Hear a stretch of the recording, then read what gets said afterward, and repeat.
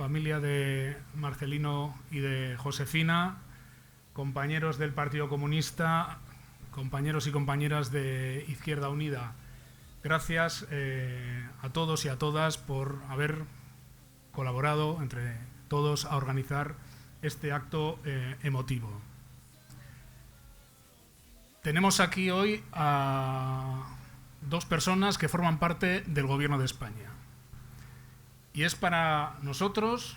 y para nosotras, para las comisiones obreras, un honor contar hoy aquí con una representación del Gobierno de nuestro país,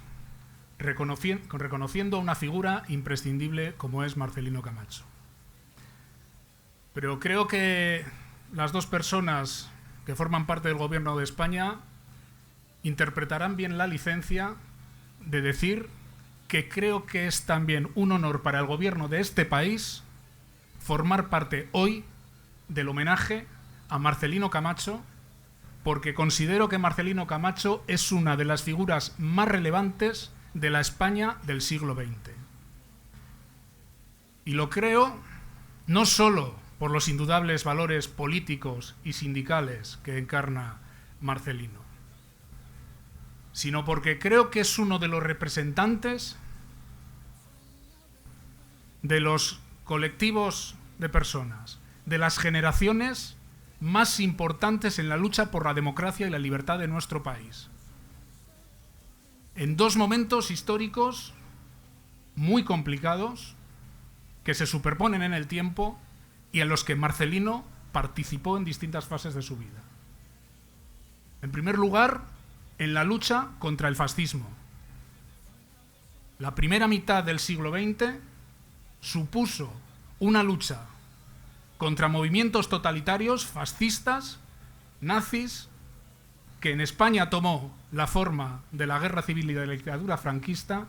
y donde Marcelino Camacho, en la defensa de la legitimidad republicana, con posterioridad teniendo que soportar un exilio, simboliza la resistencia de miles de españoles y de españolas ante esa hidra del fascismo, que no terminó en la guerra civil y que continuó después en la Segunda Guerra Mundial. Y es importante recordar esto en un país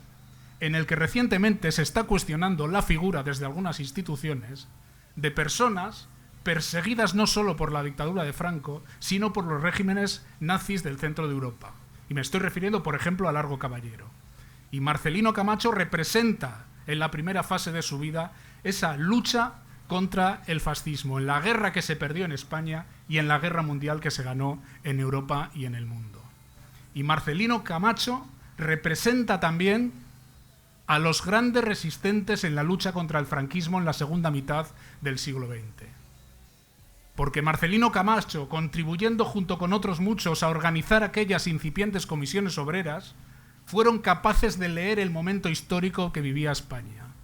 Fueron capaces de leer que el eje de rotación geopolítico del mundo había cambiado y que las políticas que los países occidentales habían abandonado a su suerte a la oposición democrática española y evidentemente a la Segunda República Española.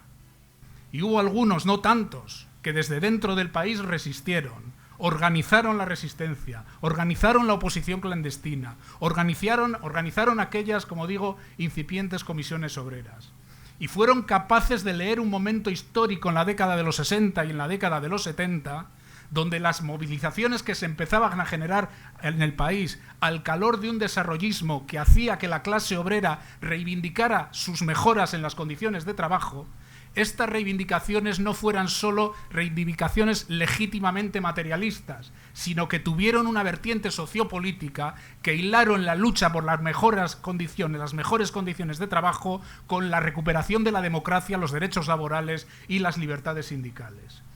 Y aquellas comisiones obreras en los años 60, en los años 70 y en la posterior legalización fueron claves para explicar la transición a la democracia en nuestro país, que no fue concedida,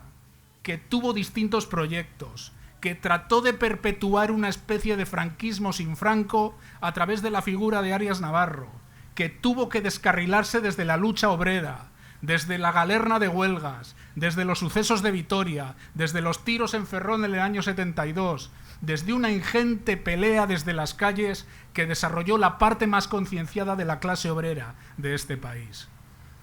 Y después de haber soportado el exilio, la cárcel, la represión, la falta de libertades, tuvieron la inteligencia política de entender que no se podía permitir, una vez descarrilado el primer proceso de transición en falso, no se podía caer en las provocaciones involucionistas que se concretaron en los atentados de Atocha, y había que apostar por ese sistema democrático con sus imperfecciones, pero que permitió a este país equipararse a otros sistemas democráticos a lo largo del tiempo de nuestro entorno europeo.